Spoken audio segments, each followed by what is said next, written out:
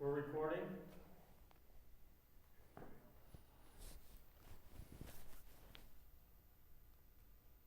Welcome back to WowBiz TV. I'm Lynn Hinderaker. I'm so glad that you're here today because we have a special message for you, and we've got a little time reserved here. I want to go into something that I think the entire business community wants to hear.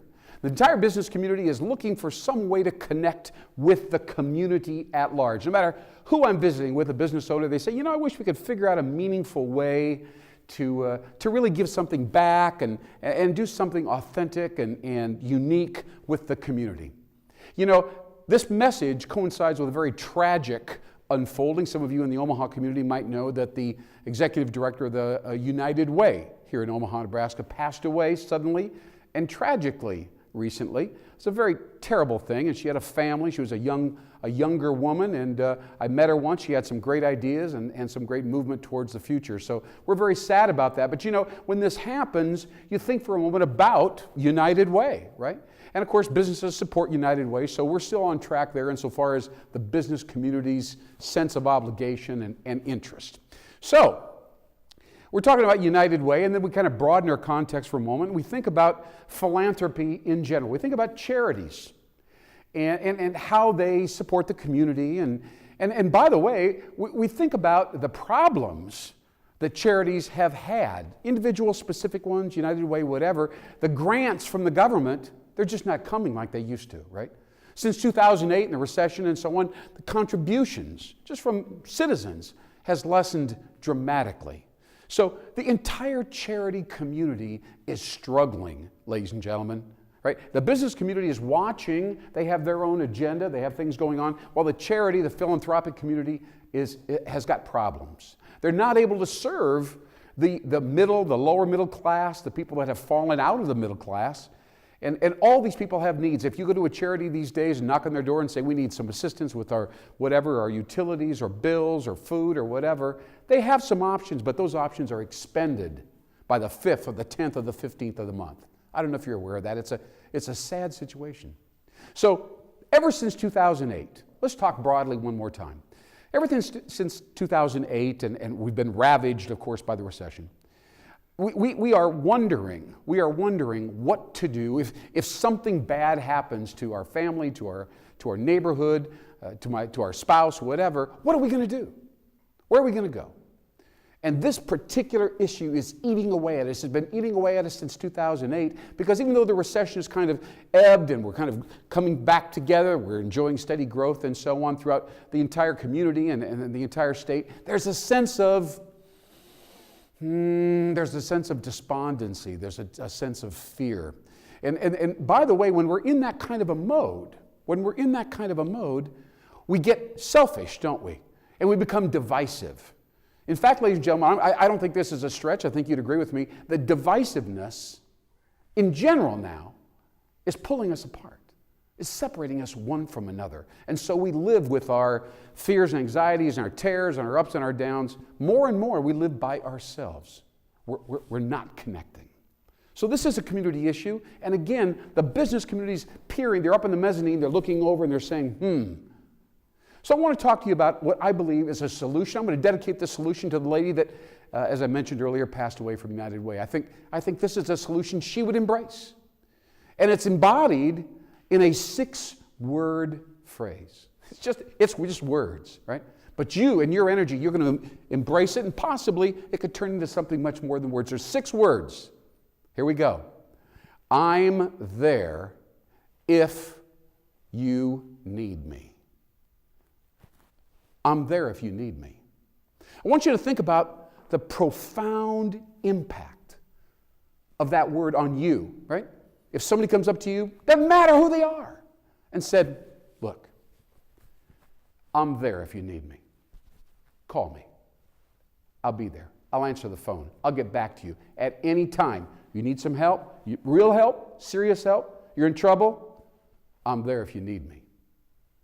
It's a powerful, powerful thing that has moved away from our society. You don't hear this anymore. You don't hear it on Facebook, I promise you that. That's not the solution.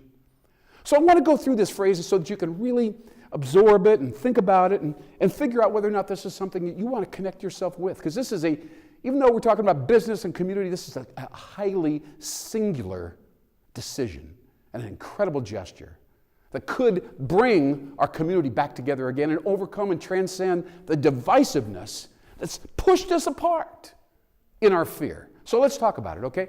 I'm there if you need me. So we're going to take that word I. Now, this may sound silly. I don't want you to misunderstand. But many of us, when we use the word I, we don't really know who we are. We don't really know under what circumstances what we would do. If we're put in a certain position, when something really bad or something really good happens to us and we see ourselves do something, I know you can relate to this. You go, was that me? Did I do that? I can't believe I did that. We are legion, ladies and gentlemen. We are comprised of many subpersonalities. We are not consistent. You know that. We are capable of great transcendent gestures. We are also capable of bitter, negative, ignorant, and selfish gestures. So think about it now. Think about what it means when you say I. Just stop there. Now, I'm there. This word there. Notice it's not, hey, I'm here if you need me. It's not about come into my world. When I say I'm there if you need me, I'm going to put down all my preoccupations with my little world. I'm going to come into your world. I'm going to drop all the judgment. I'm going to be empathetic. I'm going to come into your world. I'm there with you, beside you and your family and your situation. I'm there if you need me. I'm going to move on to the next one, if. Starts with I, right? We got these six words and 6 initial letters. So if. This is the word that makes this gesture tactful. It's not overbearing. If you need me, I may never hear from you again. Thank God you may not need me. But if you need me, I'm there. So you don't feel like you're being burdensome and intrusive. You're not being heavy-handed. You're not like getting in their face. If. It's a fascinating thing because the person's going to hear it, going to say, under what circumstances? What could happen to me? What could happen to me where I would have to pick up the phone at 2 o'clock in the morning and say, I'm going to have to call on you for help. I got something going on over here. I don't think we can handle it. I need some help, please. I saw you 6, 10, 15, 20 years ago. You gave me a little note. Now I need help. All right. So I'm there if you. Think about you for a minute.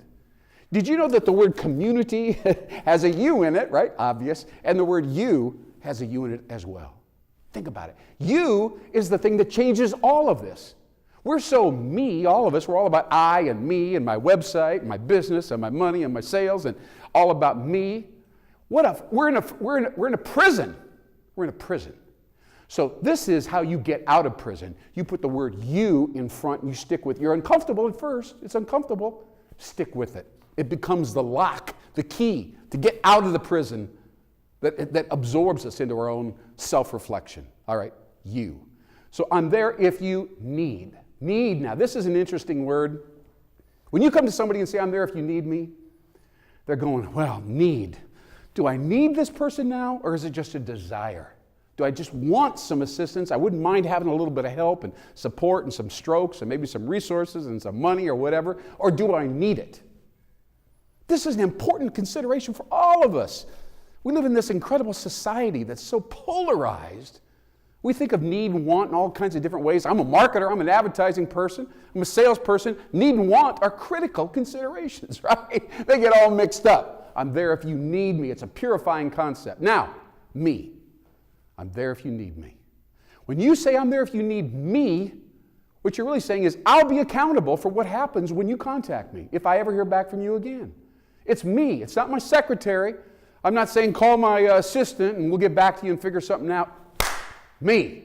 I'm there if you need me. I'll be there with you. If you need help, call on not her, not him, all of everything that I am, call on me. I'm there if you need me. I think this phrase, ladies and gentlemen, could become the fabric, the undergirding. I don't know, it's like the web. It'll be a platform. It'll be a sturdy platform that'll pull people together again. All this divisiveness, all this craziness, this arguments, this negativity, all this shooting. You can't be like that. Remember the movie Pay It Forward with Kevin Spacey? Remember that? Remember that incredible movie? That's what this is like, only it's more sustainable. I'm there if you need me. Remember those 6 words, will you please? Remember those 6 letters. It's a fantastic idea. The business community can jump right in, support it. This may be the new way that we pull ourselves together and redefine what community is. Thanks for watching right here on WildBiz TV. It's a pleasure. Remember, I'm there if you need me. Thanks again. We'll see you next week. I'm there.